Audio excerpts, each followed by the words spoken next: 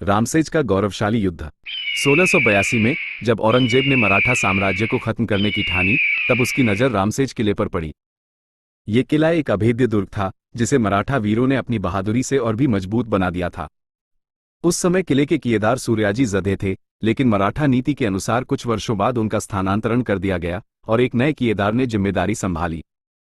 औरंगजेब ने साहबुद्दीन खान को 40,000 सैनिकों और शक्तिशाली तोपखाने के साथ भेजा।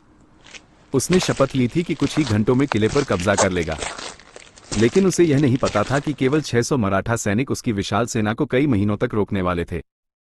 मराठा योद्धाओं के पास तोपें नहीं थी, लेकिन उन्होंने गोफन, जलती हुई घास और विशाल पत्थरों से ऐसा प्रतिरोध किया कि मुगलों को हर कदम पर भारी नुकसान उठाना पड़ा। एक शाम मुगल तोपखाने ने किले की दीवार तोड़ दी, जिससे उन्हें लगा कि अब किला उनके हाथ में है। लेकिन उस रात सभी 600 मराठा सैनिकों ने टूटी हुई दीवार को फिर से खड़ा कर दिया। ये देखकर मुगलों के हौसले टूटने लगे। जब मुगल सैनिक किले को जीतने में बार बार असफल हो रहे थे, तो औरंगजेब ने किले के पास एक विशाल लकड़ी का प्लेटफॉर्म बनवाने का आदेश दिया।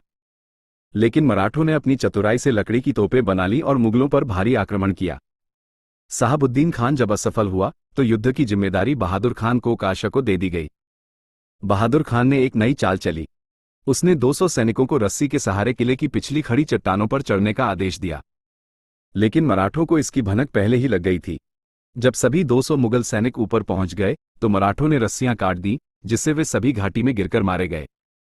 जब बहादुर खान को पता चला कि मराठों को गुप्त रूप से आसपास के किलों से रसद मिल रही है, तो उसने सभी रास्तों को बंद कर दिया। किले में भोजन की भारी कमी हो गई। इस स्थिति को देखकर संभाजी महाराज ने तुरंत रूपाजी भोसले और मंजी मोरे को 8,000 सैनिकों के साथ रसद लेकर भेजा। गणेश गांव में भयंकर युद्ध हुआ, लेकिन वे किले तक रसद नहीं पहुंचा सके। संभाजी महाराज चिंतित थे कि उनके योद्धा बिना भोजन के कैसे लड़ेंगे।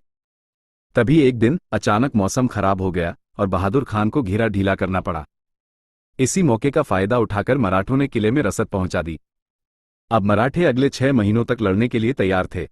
बहादुर खान ने एक तांत्रिक की मदद लेने की कोशिश की, ये सोचकर कि मराठों के पास कोई रहस्यमय शक्ति है। लेकिन तांत्रिक भी एक मराठा सैनिक निकला, जिसने मुगलों को धोखा देकर एक जाल में फंसा दिया। इस हमले में कई मुगल सैनिक मारे गए और बहादुर खान को युद्ध छोड़कर भागना पड़ा। आखिरकार औरंगजेब ने कासिम खान किरमानी को 36,500 सैनिकों के साथ भेजा। अब अंतिम युद्ध का समय आ चुका था। मुगल सैनिकों ने किले पर धावा बोल दिया और कई मराठा वीरों को मार दिया। लेकिन मराठों ने पहले से ही एक गुप्त रास्ता तैयार कर रखा था। रूपाजी भोसले की योजना के अनुसार रस्सियों की मदद से कई मराठा सैनिक किले से सुरक्षित निकलने में सफल रहे। अंत में मुगलों ने किले पर कब्जा कर लिया और अपनी विजय पताका फहरा दी। लेकिन यह युद्ध पूरे 7 साल तक चला, जिसमें मराठों ने अद्वितीय पराक्रम और बहादुरी का प्रदर्शन किया। रामसेज का ये संग्राम आज भी मराठा शौर्य और उनकी अटूट दृढ़ता की अमर गाथा के रूप में जाना जाता है। ऐसी ही कहानियों के लिए सब्सक्राइब और लाइक करो।